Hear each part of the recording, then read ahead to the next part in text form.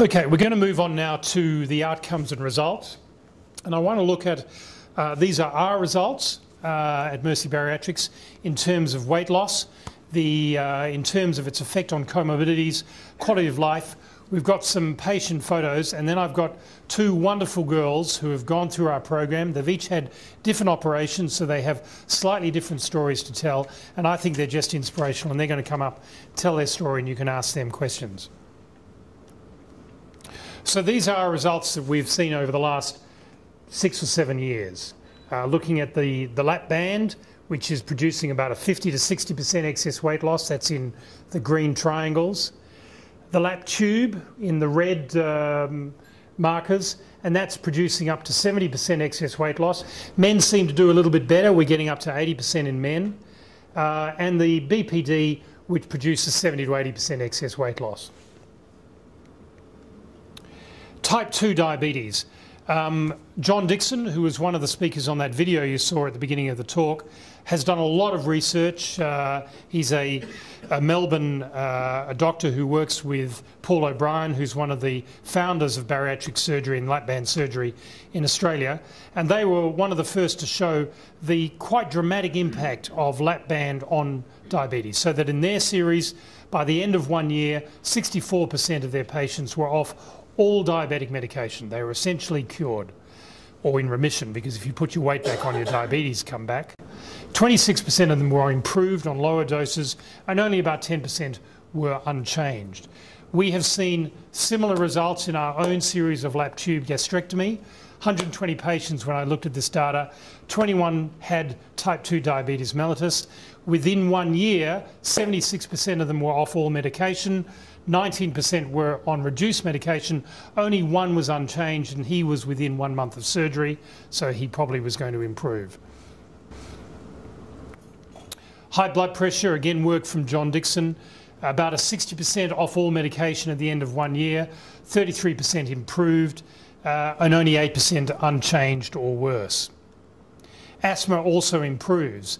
Significantly, they found that in the year following lap band surgery, not a single patient was admitted with or required hospitalisation for an exacerbation of asthma.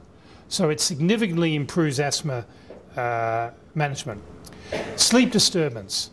Snoring is just so common in the morbidly obese. Sleep apnea, daytime sleepiness, and poor sleep quality. All of these improve with weight loss. And it doesn't require a great deal of weight loss. 10 to 15 kilograms will make you feel a lot better. And although we often recommend hiring a CPAP mask to get you through surgery, most people are able to dispense with it within 2 to 3 months. I think this is just such important data, the quality of life after lap band. It's no good doing a surgery and losing a whole lot of weight and the patient's having a miserable existence. That's not what we're on about. So John Dixon surveyed a large number of the patients, nearly 500, who were having lap band surgery. And there is a psychological questionnaire that we can use, a tool called the SF36, which has multiple choice questions encompassing various aspects of your social, emotional, sexual, psychological well-being. And it sort of boils it all down over 8 parameters.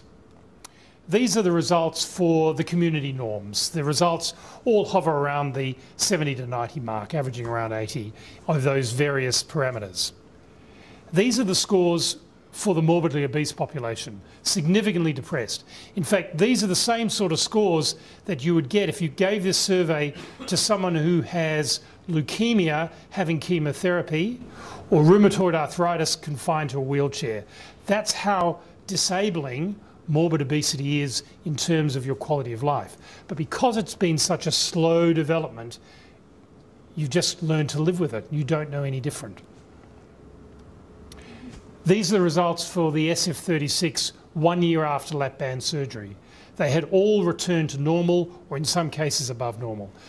This is a happiness operation, and that's why John and I do it. It is just so gratifying to us, not just to see the weight loss, but to see the way it changes people's lives. Depression is more common in the morbidly obese. about 4 times the community norm, and there was a significant improvement back to community norms within 1 year. And a lot of the antidepressant drugs that you may be on tend to put weight on. They all increase appetite and make you put on weight. Any questions before we move on? Do you ever consider the binary process of, say, we've seen on television liposuction to speed up if someone's got, say, bad heart problems? Right. To really get that weight down much faster. Is that considered or not? Liposuction addresses superficial fat. You can tummy tuck and liposuck as much as you want. You can lose 12 kilograms on a good session. It will make absolutely no difference to the metabolic status of that patient. They will still be diabetic, they will still have hypertension. The metabolically active fat is inside your abdomen. It's wrapped around your intestines, it's in your omentum, it's around your kidneys. That's what gives you the metabolic complications. The superficial fat makes very little difference. Now, a lot of patients ask, will I need a tummy tuck afterwards? And about a quarter of the patients either want it or ask for it. It depends on how much you weigh to begin with. Women tend to need it a little bit more than men. And it's very similar to women who've fallen pregnant. You know, they get a great deal of abdominal stretching then. Some of them need a tummy tuck afterwards, most do not. But getting back to that question, liposuction is not a useful management tool for the metabolic problems of obesity, nor does it improve their health. But I'm going to show you an interesting slide in a minute where we do use it. So this is one of the first ladies that I banded. She went from BMI of 39.7 to BMI of 30.5, and she's actually had 2 children. We haven't had to adjust her band during pregnancies, and she's very happy. This lady had a lap band when she weighed 105 kilos. She was very naughty and we didn't get to see her for almost 18 months afterwards. And when she turned up at our rooms 2 years later, weighed 64 kilograms. She just was unrecognisable. She works as a nightclub bouncer. She's actually an expert at Taekwondo. I think she would have been a bit more formidable at her preoperative weight, but she's very happy. This gentleman was a real challenge. He was all belly. And he had a very high BMI of 52. He weighed 160 kilos. And I really wanted to do a BPD, a duodenal switch on him. But he works as a driving instructor. And quite sensibly, he didn't want to be inside a car with the risk of there being foul wind. So he opted for a lap band. I was concerned that, given the size of his abdominal wall, that I wouldn't be able to get my ports in enough to operate. So what we ended up doing was a tummy tuck at the same time. And so this was a circumstance where we used a tummy tuck to improve our access. And that's me holding one of his 12 kilogram flaps. So we removed 24 kilograms that afternoon. And then with the flaps gone, it was very easy to put the ports in, to do the lap band in the routine way. And he was lucky, he had no complications, no wound infection or anything. Left hospital after about 5 or 6 days. And that was him 6 weeks later. He'd already lost about 24 kilograms. His BMI was 44. He said to me the morning after surgery that he was just so thrilled because for the first time in almost 12 years, he was able to see his knees. I said to him, look a little bit closer, you'll see something else. And this is him now. He's lost 70 kilograms. He's got a BMI of 29. He's exercising every day. He's very, very happy. The story's not completely over because about 6 weeks ago, he got a band complication. He got a slippage of the band and we had to remove it. What we decided to do was we revised from the lap band to the lap sleeve gastrectomy, and now he's very happy. And he says he's eating pretty much the same as he was eating before and his weight is stable. So there is the option, and I've done it now 24 times, of revising from a failed lap band, mainly other surgeons' patients, but some of my own, from lap band to lap sleeve, and it's worked very well. So that's an option up our sleeve. This is one of my first lap tube gastrectomies. When I started, I was a bit of a skeptic. I'd heard about it, I'd read about it. I wasn't sure if it was going to work or not. This gentleman worked up on the mines, and he did not want a lap band because he was a long way from Perth. He'd gone on the internet and heard about the lap tube as well, and he asked if I'd consider doing it. So we agreed, and I was just so impressed with the outcome. So that's him a year later. He's lost 50 odd more kilograms. BMI's gone from 45, BMI 27. He is pretty much the same weight 3 years later. He's holding his weight beautifully. This gentleman was by far the biggest man I've ever come across. When he first visited me, he weighed 274 kilograms, had a BMI of 75, and he scared the life out of me because I just didn't think we'd be able to operate on him. So what we agreed to do is to diet and exercise him down to a safer weight. And over 6 months, he came to our gym. He used the very low calorie diet, the Clinical, and he lost 50 kilograms. And when he was 224 kilos and a lot fitter and a lot healthier, we did the lap tube.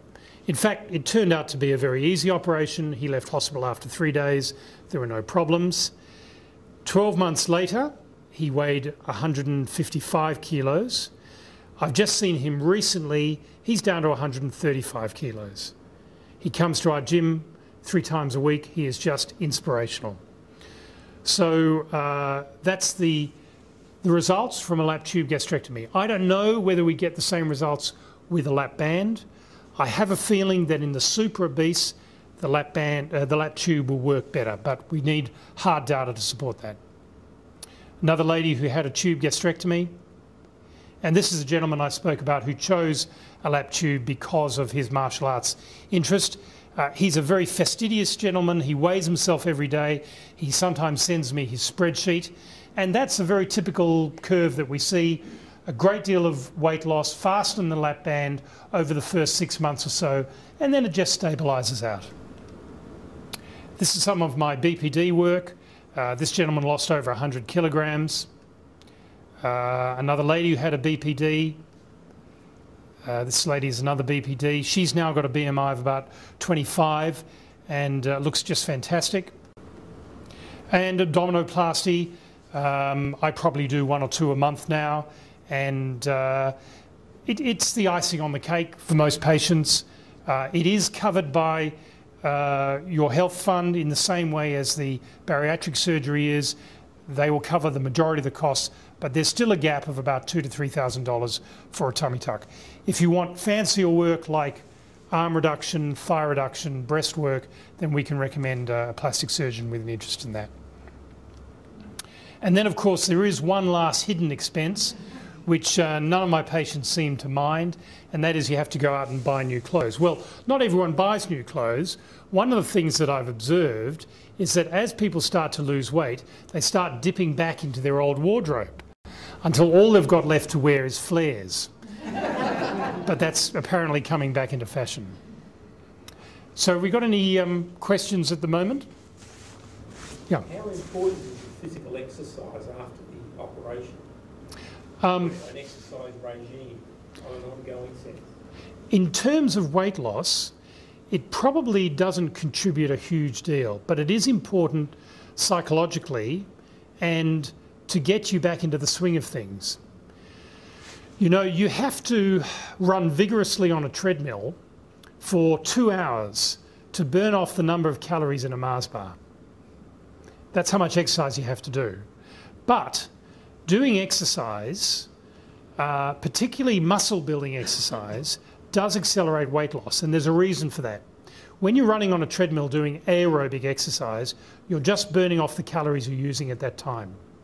When you do muscle building exercise, resistance training with weights, you build muscle bulk.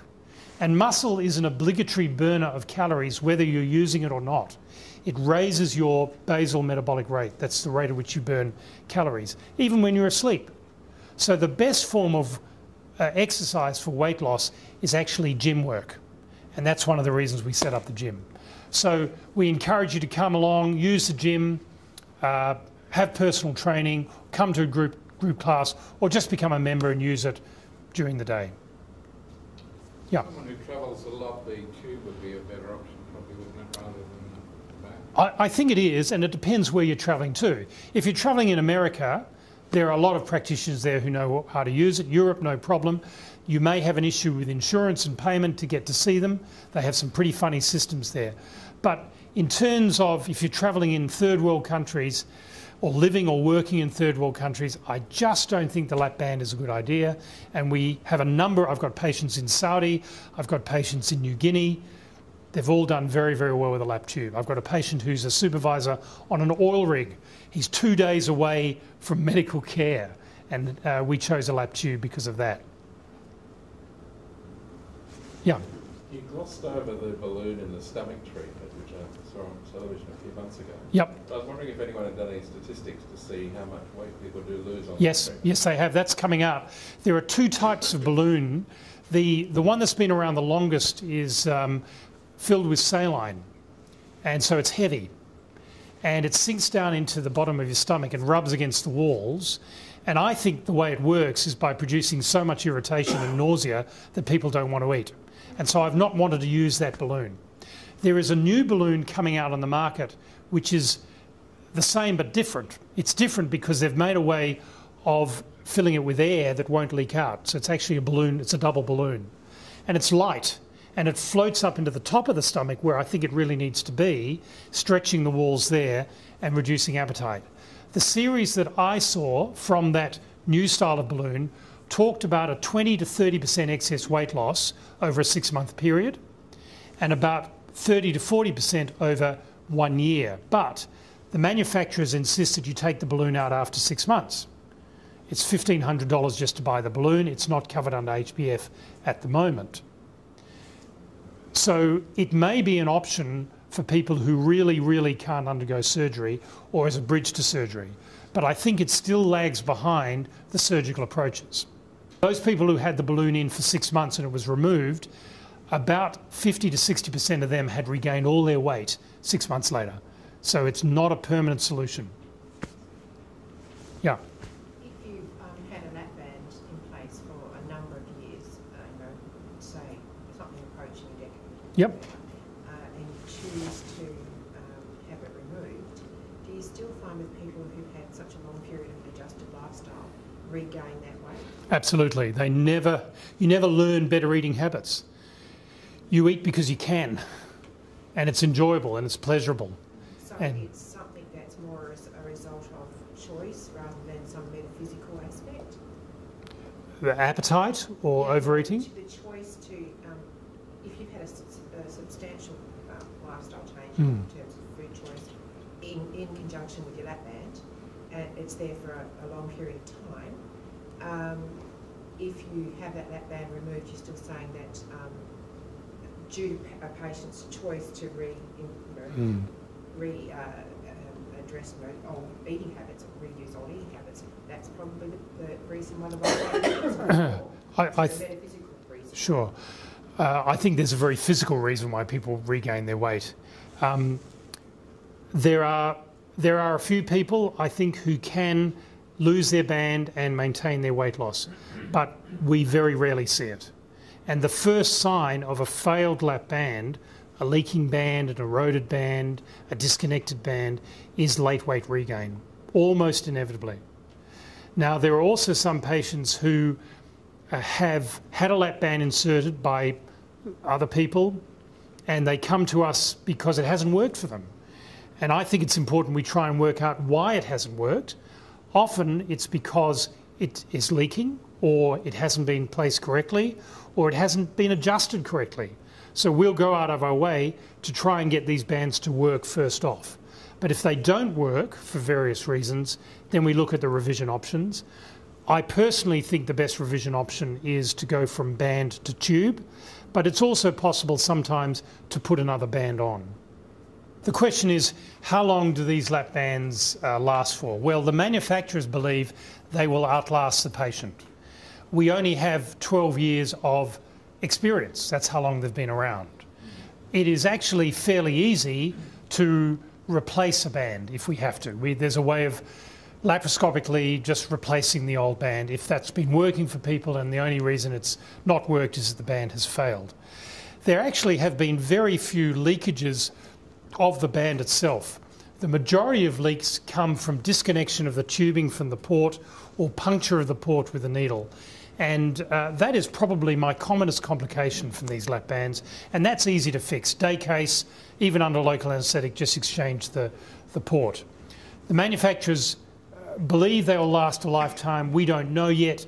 They've bench tested them, the equivalent of a lifetime, but we have to wait and see. Other questions? Yeah. With the lap banding after a few years, does the actual size of the stomach shrink because it's just not getting the volume of food that we used to put in it? No, it doesn't shrink. It stays exactly the same. It stays ready to absorb, because don't forget, the food passes through the band into the body of the stomach. So the stomach's still being used, even though it's not being stretched to the same extent. You know, I've removed lots of stomachs now, over 164. I've never been able to say this person has a bigger stomach because they're so much more overweight. Men tend to have a bigger stomach than women. That's about all I can say. So it's not just stomach capacity that's important, it's your sense of fullness when that stomach is being stretched. That does seem to differ between the morbidly obese and normal population.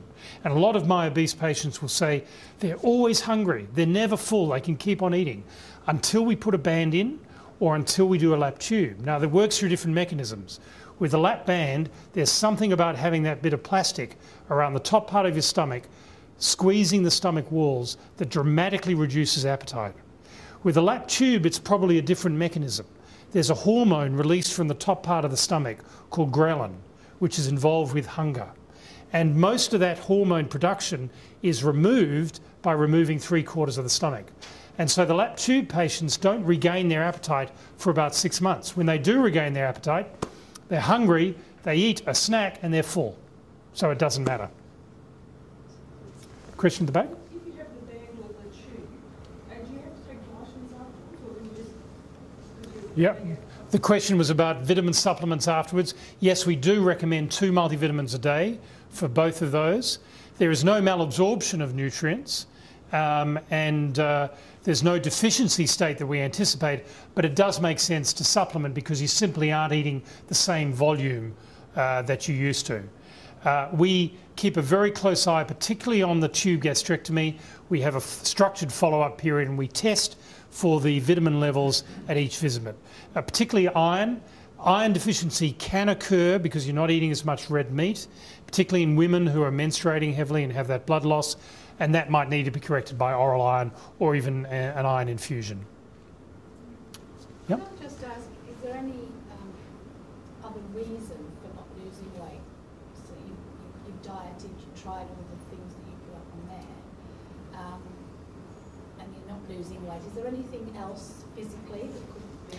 Yeah, we look, for example, to make sure the person isn't low on thyroid, isn't low on adrenal hormones. There are a few other rare medical conditions that can lead to weight gain. But for the majority of people, it's an underlying metabolic issue, which is addressed through the surgery. Is there a problem taking aspirin? No, for both operations, you can continue to take your medication. For the lap band, some of the anti-inflammatory drugs, you want to make sure that you're having it with a little bit of food so that it is flushed through into the main part of your stomach. It's probably not a good idea for it to sit in your upper pouch and break down there.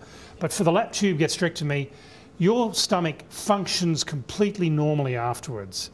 It's just smaller. Another question? You mentioned the cost. Does the cost of replacement and repair in that, or would that come on extra? My policy is that if there is a complication, then I don't charge a gap to surgically manage that. Now, so if you have private insurance, that's fine. You're going to be covered and there won't be any gap. If you don't have private insurance and there is a complication, then you're going to be up for that cost. Now, if you're an Australian citizen, we would try, if possible, to get you into a public hospital to look after you there. But I've got to tell you, 3 months ago, I made application to Swan Districts Hospital, where I work, to start doing lap tube gastrectomies and to set up a bariatric program because I wanted somewhere to do this surgery on uninsured patients. That has been knocked back So the only access for lap band surgery is a small program at Sir Charles Gardner Hospital. They have a waiting list of about 450 people just to get into their clinic. So it takes about 18 months to get to be seen, and then another 12 to 18 months before you have your surgery. So, sorry? Well, John Armstrong's a Royal Perth surgery, and Royal Perth hasn't got it. There's a metabolic clinic that one of the physicians has set up.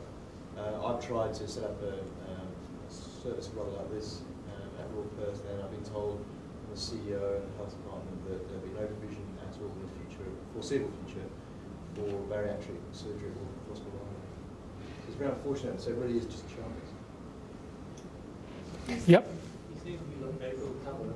What if you're not morbidly obese, but I go to my GP and said your borderline case for diabetes. Well, we judge every case on its merit, and I think what you're asking is if your BMI is 30 to 35, would you still be a candidate for surgery? We have to assess you, what your metabolic risks are. We also run, in concordance with the surgical program, a medical program for the lower BMI range, where we sort of try and use best medical treatment using very low calorie diets and reductal and an exercise program to get you into a healthier range where hopefully you won't need surgery. I am delighted if we don't have to operate on you, believe me. So when we first started, the question is, what size tube do we leave behind? We don't know the answer to that yet. I'm working on that answer. The first 100 lap tubes that I've done, I did at 50 French bougie. Now the bougie at 50 French is a little bit bigger than the diameter of my thumb, about a garden hose. The next 100 I'm doing at 40 French bougie, which is about the diameter of my finger. I think the 40 French bougies will give a better weight loss, but we have to wait and see. One of the things that we're doing is we're looking at gastric capacity after surgery. So when you come along after your surgery, at 6 weeks, 12 weeks, 6 months, 1 year, 18 months, 2 years, we give you some rice cream and we say, eat as much of this rice cream as you can, and we measure the volume that you can eat, and that way we can see the volume that people are eating.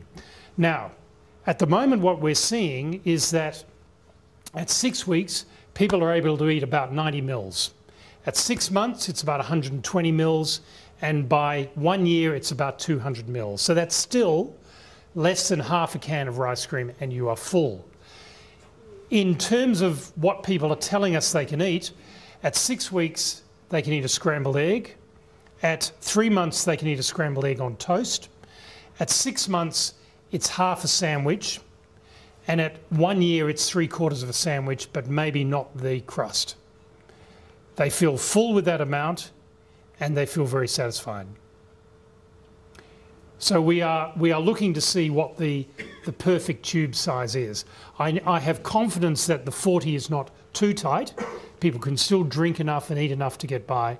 I think it will translate into better weight loss, but we may at the end of the day be able to say to you, look, your BMI is this, so you should probably have a 40 French tube, or you're a male and you work in the construction industry, you'll be fine with a tube of 50 French and you'll be able to eat a little bit more.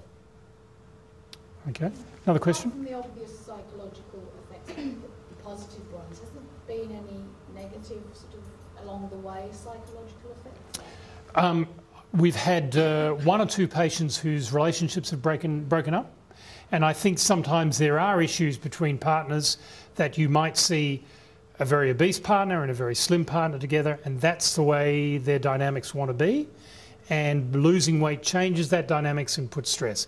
That's why we have a psychologist available to us if that is needed. But I don't believe obesity is a psychological issue. It has psychological implications, but not largely psychological causality. What sort of back time frame is there that you've got to come back after surgery? So how does that ongoing go on for how long and what? Well, I hope it goes on for the rest of our lives, really, because I want to keep track of my patients. For the lap band, you do need to have adjustments. In the first year, you probably come back 3 or 4 times, put a little bit of fluid in each time, assess how you're going with that, see you 4 weeks later, put another bit of fluid in until we get you into the right level. And then we're going to see you maybe twice a year, then once a year, because the lap band is a bit like a spare tyre. It can lose fluid over time, needs to be topped up. The lap tube, we've got a structured review period at the moment out to 2 years. We'll probably then drop it back to once yearly visit. But I've got patients overseas who are just emailing me their weight, and that way we keep up.